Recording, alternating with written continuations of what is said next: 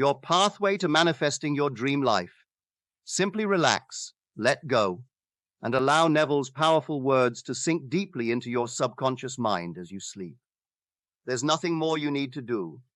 Just immerse yourself in the meditation. For optimal results, commit to this practice for 21 days and watch as your dreams and desires start manifesting effortlessly. Trust the process, relax, and let your mind work its magic. Your dream life is just a meditation away. Now let us begin. I make the claim that the eternal body of man is the imagination, and that is God himself, the one we speak of in Scripture as Jesus Christ. Now we are told in Scripture to examine ourselves to see whether we are holding to the faith. Test yourselves, said Paul. Do you not realize that Jesus Christ is in you? Unless, of course, you fail to meet the test. Now, you've just had the test, and you alone can judge whether you failed or not. For you heard the word Jesus Christ. You heard the word God. Now, if it conveyed the sense of an existence something outside of man, you failed the test.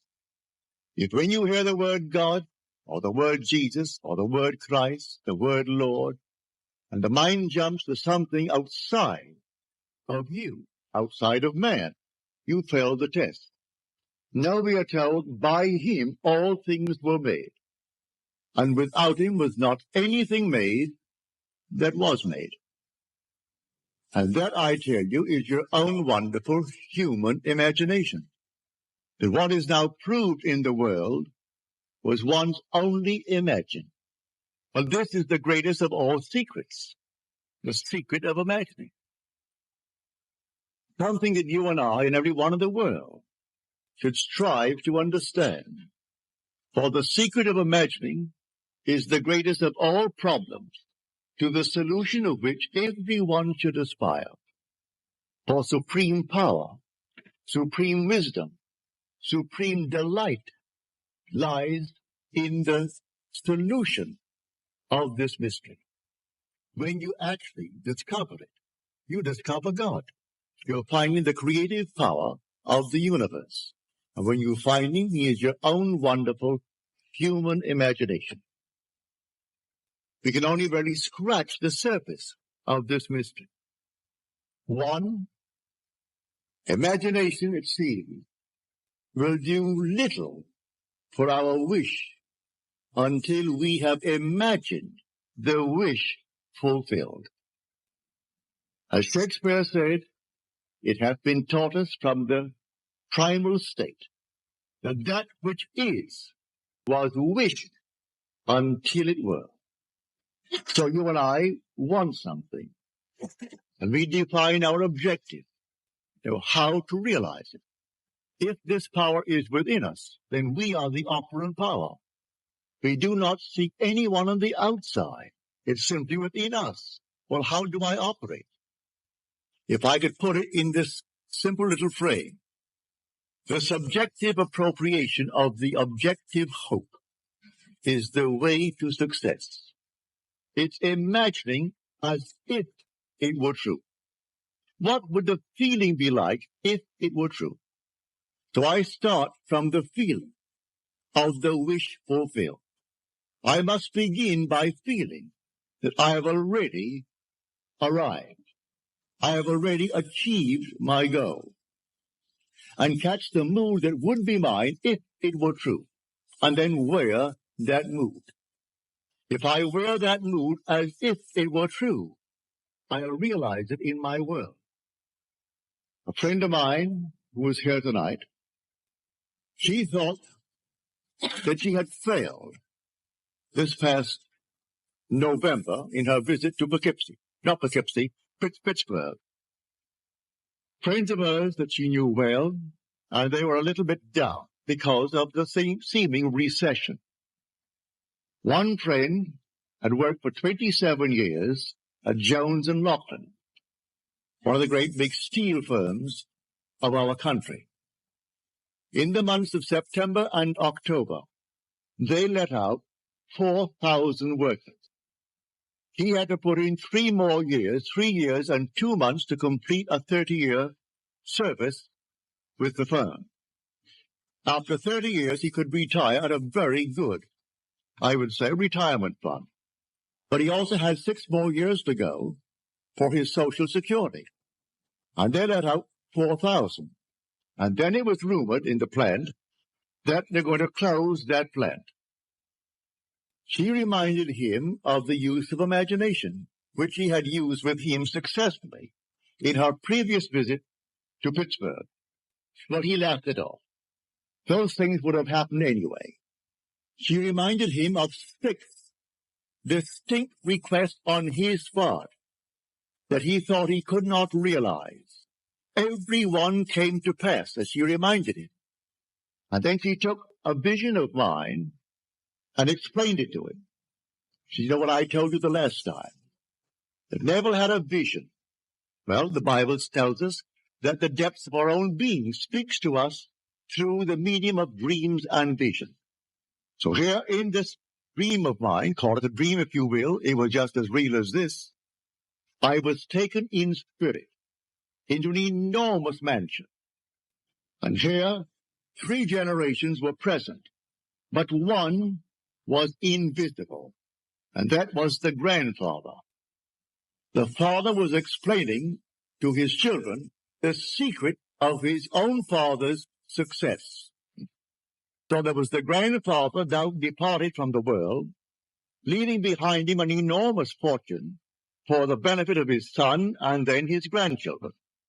And so the father said to the children, grandfather used to say, while standing on an empty lot, I remember when this was an empty lot.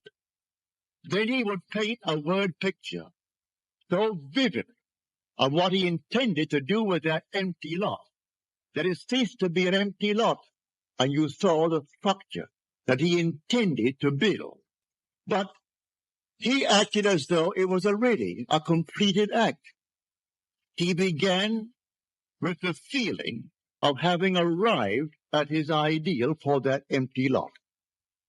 Then I woke on my bed, and I recalled the dream, and I knew that the depths of my own being had constructed that scene to instruct me. Here is one facet of the great use of this power called imagination, which is God. It was too early to rise, so I went back to sleep, and I redreamed the dream. This time, I am the grandfather. I am not the father telling the story. I am not an eavesdropper listening to the story as it was told in the original dream. I am now the grandfather. Then I would say to everyone, while standing on an empty lot, I remember when this was an empty lot. So she reminded him of this technique. Now she said, you are afraid that you might be let out after 27 years and 2 months in Jones and Loughlin. I will now remember when you were afraid. I will remember when you thought it all came to an end. That's one. He said 2 years ago, I was interviewed, and I thought it a very good interview. But after 2 years, it has never appeared in the trade paper. And I wondered, what have they done with it? Have they simply forgotten it, mislaid it, or deliberately not used it? He said, I will read that magazine, and I will be lifted up by it. It's humorously written, as you tell me. Well, I will take that book right now in my hand, that magazine, and I will read it, all about you. He went into 2 or 3 others. Then she returned. Now she's here tonight. He said, in December, I received the magazine. It's very well written and very, very humorous, all about this man. Then she said, I heard on the radio that Jones and Loughlin had decided not to close the plant, but instead to spend $13 million on the plant in modernizing. And then beginning January the 1st, to recall over 4,000 workers that they had let out. Now he is walking on air. But like all of these fellows, he will still forget it. He will still turn to a God outside of himself. This to him would have happened anyway. They would have spent the 13 million, brought back the 4,000. That thing that was found after 2 years and printed, oh, that would have happened. And man goes blindly on worshiping a false God because he does not know God. The only God is your own wonderful human imagination. The only name forever and forever that is his name is I am. So that is my name forever. So when you come to the people of Israel and they ask you what is his name, just simply say, I am. That is who I am. And by this name I shall be known throughout all generations. There is no other name. You cannot separate I am from yourself. That's your essential being. And when you say I am, you are all imagination. You cannot stick imagination on the outside and point to it. So you do not observe it as you observe the fruit of imagining. You do not observe imagination as you do objects in space, because you are the reality that is called imagination. This is what we teach here night after night. Now you can test it. What would the feeling be like if it were true that I am now the man that I would like to be? What would the feeling be like? Catch the mood. For the mood determines the fortunes of people rather than the fortunes determine the mood. Man puts it just the opposite. If I had $1 million, he said, oh, I would feel so good. Now, feel as you would if you had it. Catch the mood, and the mood will create that objective hope, if that is your hope. What would the feeling be like if you were now the person you want to be? Well, catch that mood, and wear that mood as you would a suit of clothes. And that mood will actually create an objective state that reflects that mood. That's what she did. She put herself into a mood, actually feeling that she was reading a story of her friend. And here it came. It's a complete spread, 2 full pages, all about this man. And then a little news bulletin on the radio. And then confirmation from him on a telephone call from his wife, confirming the news bulletin, that they're all back on their job. And here now, as he said, for years, after 27 years, I walked through that plant, and I thought I'd go crazy. I wanted to climb the wall because of the noise. When I heard the hammers and the bellows and the furnaces and all these thousands of workmen, that constant din, I wanted to climb the wall. Now, after 4,000 were let out, my footsteps echoed through the entire area. I would like to run and scream, running towards my office. What he does in the plant, I do not know. But if he goes towards his office, undoubtedly he has an executive position in that place and is not working at the furnaces. But he said, you can't imagine when 4,000 were let out, how empty the place was. And everything simply echoed, and my footsteps seemed like some thunderous thing as I walked through that plant towards my office. And many a moment I wanted to simply jump up and start running. It seemed so empty. She said, all right, that's something. I will remember when. And she applied that technique. When your footsteps scared you and you wanted to run towards the office.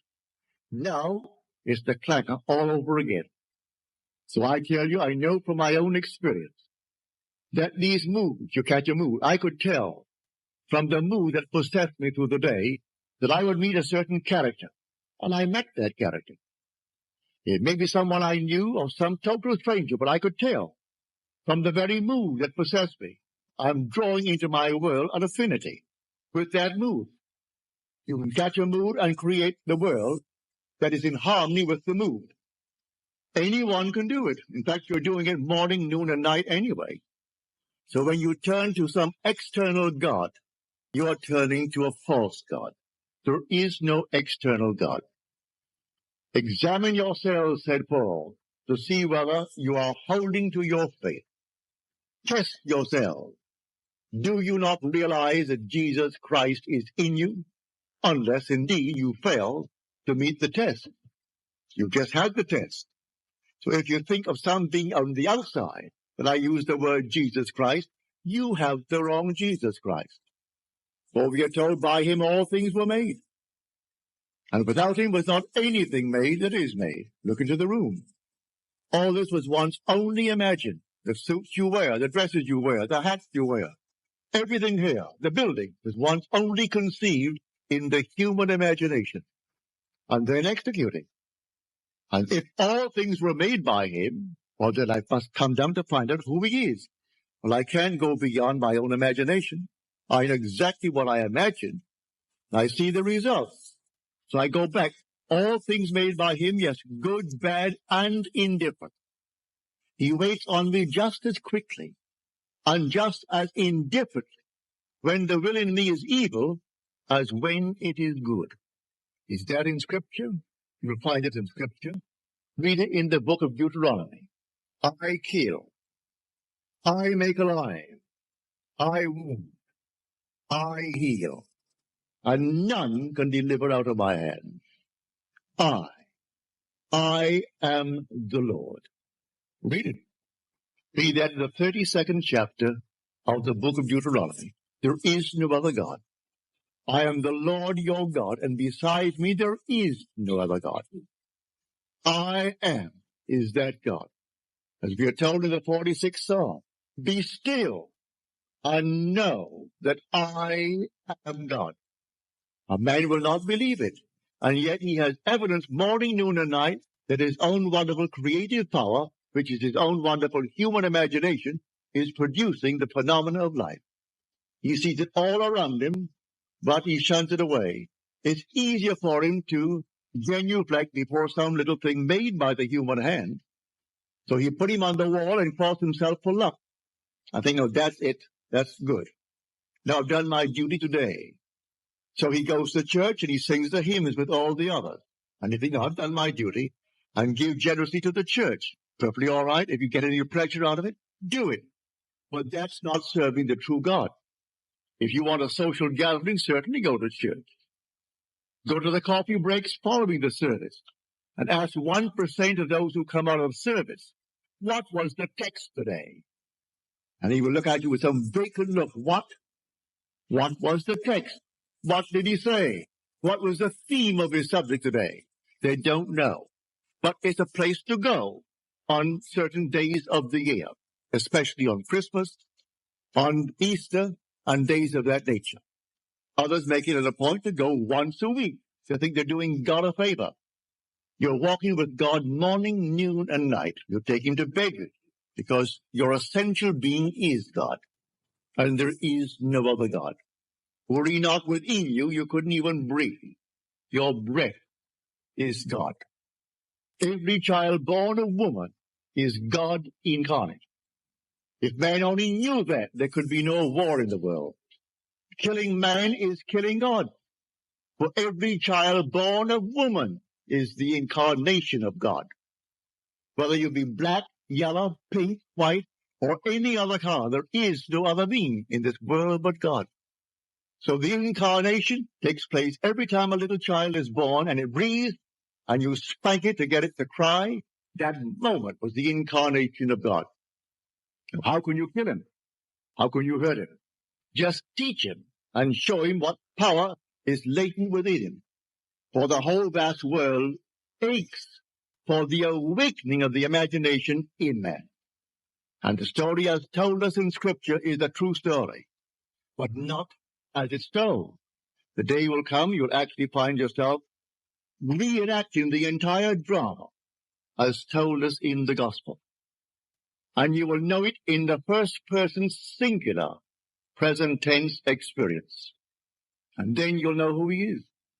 He comes to us as one unknown, yet one who in the most wonderful, mysterious manner lets man experience who he is. And when you experience who he is, it's all about you. It's not about another. The whole vast drama is all about the individual that you see as a little child right in this wonderful world of ours. But here tonight, let us keep it on this level. And on this level tonight, when you dream of some wonderful objective in this world that is not yet realized, realize who the dreamer is. And the dreamer is God. And by dreamer, I mean your own wonderful imagination now. A daydream. That's God. That's God in action. Now, do not let your reason and your senses dictate what is possible. All things are possible to God. So sustain for a moment your reason. Sustain the senses that are dictating what you must accept. For their demanding of you, accept the facts of life. All right? If you could accept the facts of life and let reason dictate it, you'll never go beyond where you are. So suspend them just for a moment and try this technique. What would the feeling be like? How would I feel if it were true that I am already the man that I would like to be? And if I am, how would I see my friends and how would they see me? It's all within us. So let my wonderful human imagination see them as they would have to see me if it were true. Bring them into my mind's eye and let them see me. And let them talk to me. And let them congratulate me on my good fortune. And don't duck. Accept the congratulations of your friends. If they really mean it, actually play the part all within yourself. And then believe it 100%. As we are told in John's letter, the 5th chapter of his first epistle. If we believe that he hears us in all that we ask of him, then we know that we have obtained the request made of him. Well, if you get the right God, you have no doubts in your mind as to whether he heard you or not. For you know you heard it, and that's God. But if you're not quite sure that he heard it, because there are 3 billion talking to him, begging, well, then you may be not quite sure that he heard you. Maybe you don't think you're good enough, but you can't deny that you hear your own mind. You hear your own inner conversation. You hear your own inner speech. Well, if you know that one is God, well, then you are sure he heard you. Now you are told in that 5th chapter, the 15th verse of first epistle of John, if we know that he hears us in all that we ask of him, then we know that we have already obtained the request made of him. Well, all right. There's an interval between that imaginal act and its fulfillment, as there is between the creative act of a man and the birth of that child. Every little thing has an interval of time between the act and its fulfillment. A horse will take 12 months. A woman takes 9 months. The little sheep will take 5 months. A chicken will take 21 days. There are intervals of time. So the Bible teaches every vision has its own appointed hour. It ripens. It will flower. If it be late, then wait, for it is sure, and it will not be late.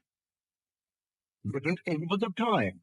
So it may take me a longer time.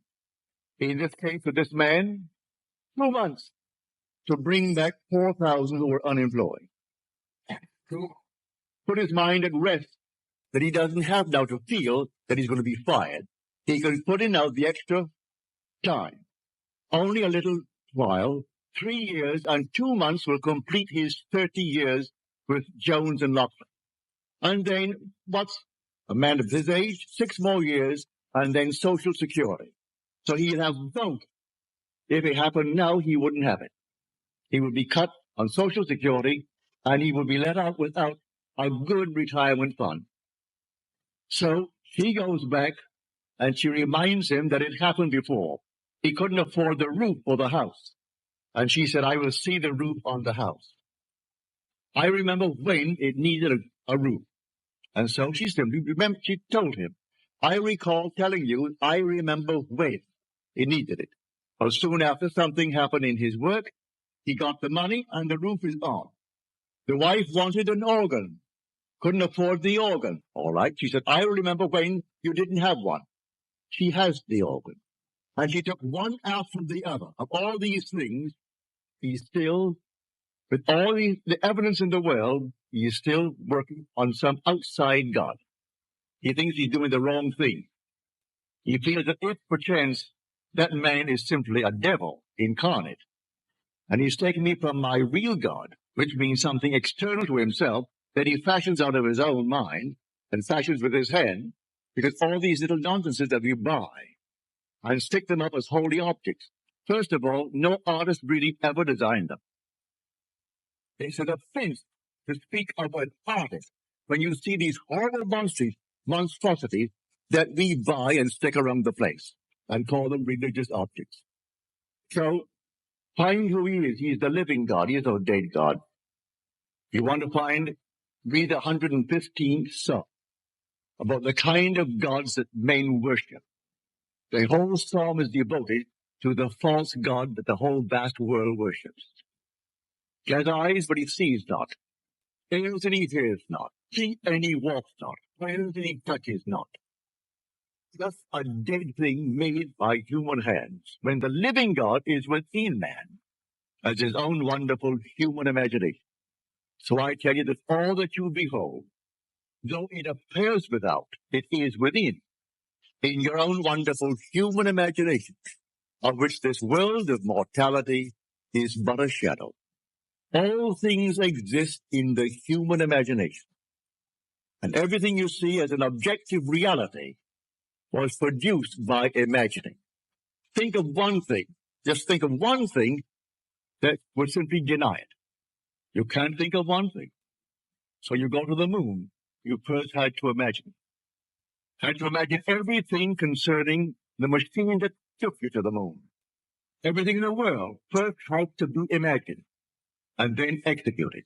All right. The intelligence to do it will come, but you take the blueprint first and conceive it and dwell in it as though it were true. And no power on earth can stop it from becoming so. Your visions will clarify itself. At night, it's a different kind of a night.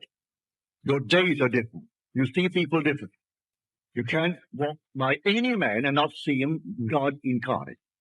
Can't do it. Even if he has the most horrible background. And he said simply, well, a murderer. And it's proven that he is. You still see God incarnate. But so sound asleep, the poor thing doesn't know. If you can only just get to it and show him that he really is God incarnate.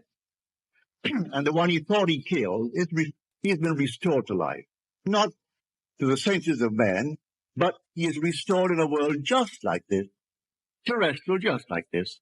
About his business, he continues his work until he too awakens from this dream of life. But all will awaken eventually. But why not start now? Start now to tell man who he really is. God and man are one.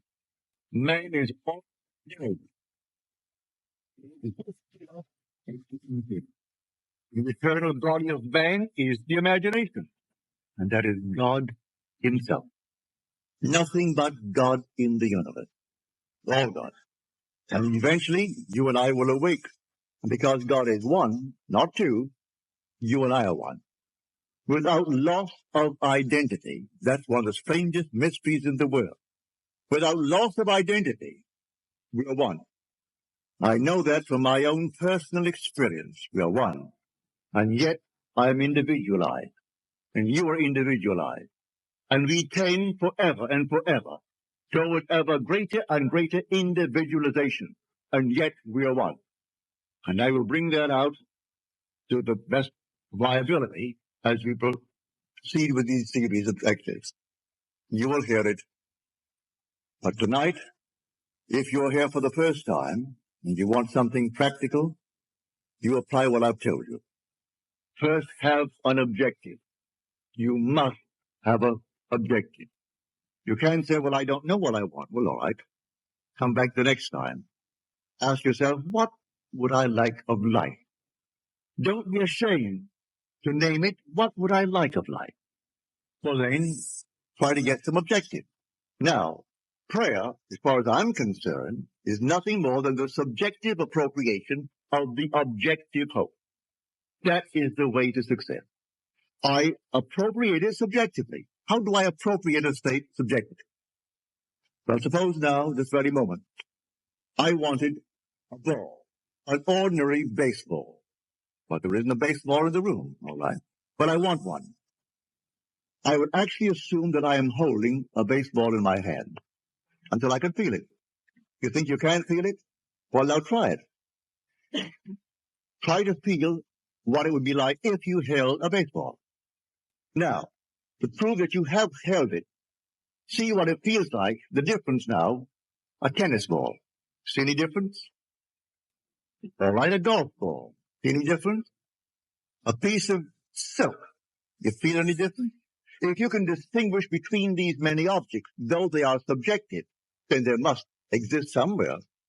If you can actually separate them in your mind's eye and distinguish between these objects, I can begin to feel, begin to scent, begin to smell a rose. Well, a rose doesn't smell or doesn't actually have the odor of another flower. I can detect the rose.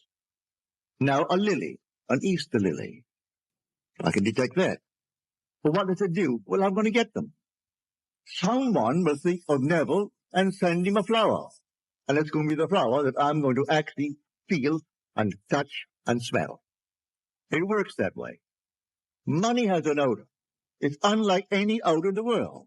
It's more fragrant to the miser than the most marvelous perfume in the world. He can tell it. You put a money bag to his face, and it's like putting roses to mine. He loves it. He can smell money, can feel it. Money has a distinct feel about it. Put a $20 bill in your hand and ask you to feel it, and then put another piece of paper in your hand, and you can tell the difference. There's a difference. It is an odor to it. All this is part of the inner man, that all things are possible to him. Try it. Before you condemn it, try it. And if you have the evidence to support my claim, well, then it doesn't matter what the world will tell you. If he laughs at you, so what? So they laughed at everyone who had an idea that seemed a little bit off-center. Always laughed at him. They laughed at the idea of going to the moon. Well, now it's an accomplished fact. There's still those who won't believe it happened, because they don't want to believe that it ever happened. There's those who said you couldn't go down and actually live underwater. Now we have a submarine.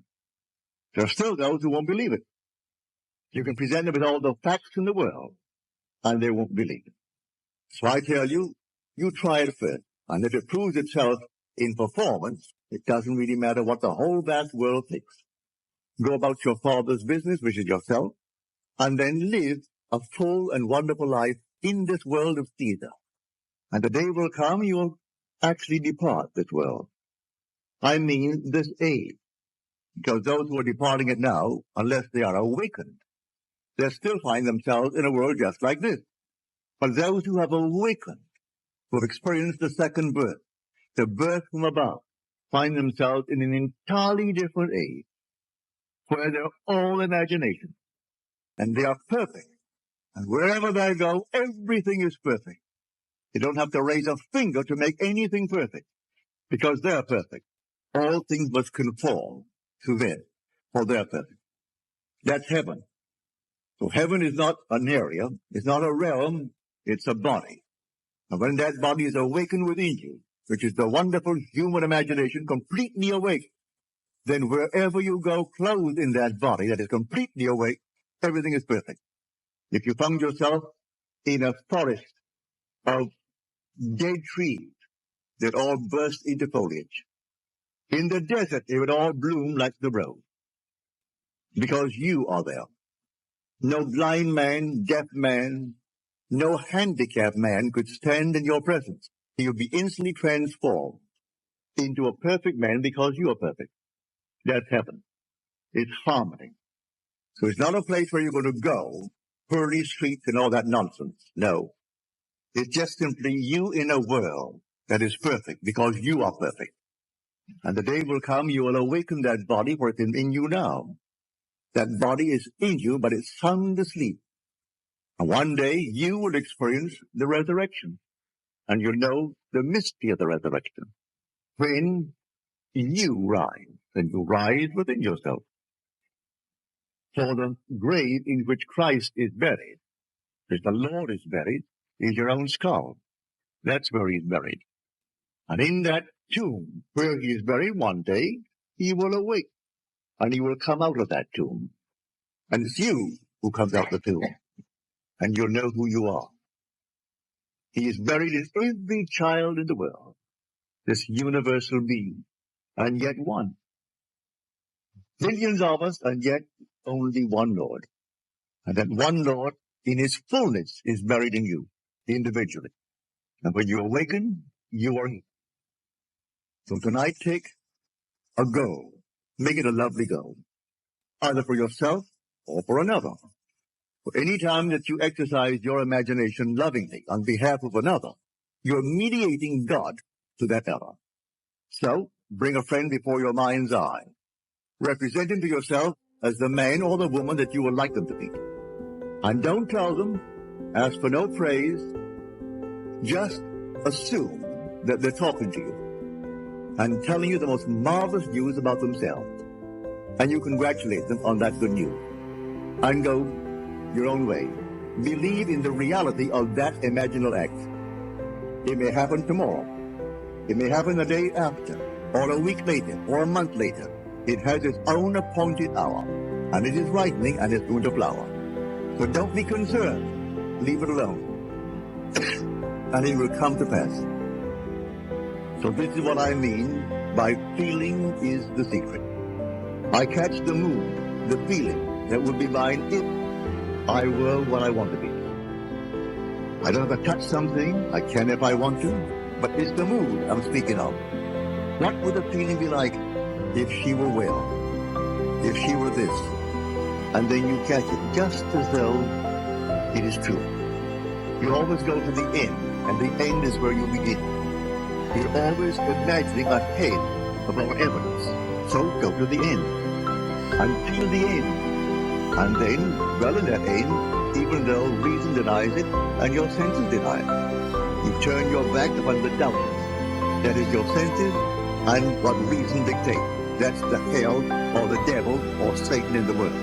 That's the doubter. So you turn your back upon it. And then you walk as though things were as you want them to be. And living in that assumption, it slowly hardens into fact. Even though at the moment of the assumption it was denied by reason. An assumption, though false, if persisted in, will harden into fact. So you learn to assume and learn to persist in the assumption, and it will come to pass. Now let us go into the silence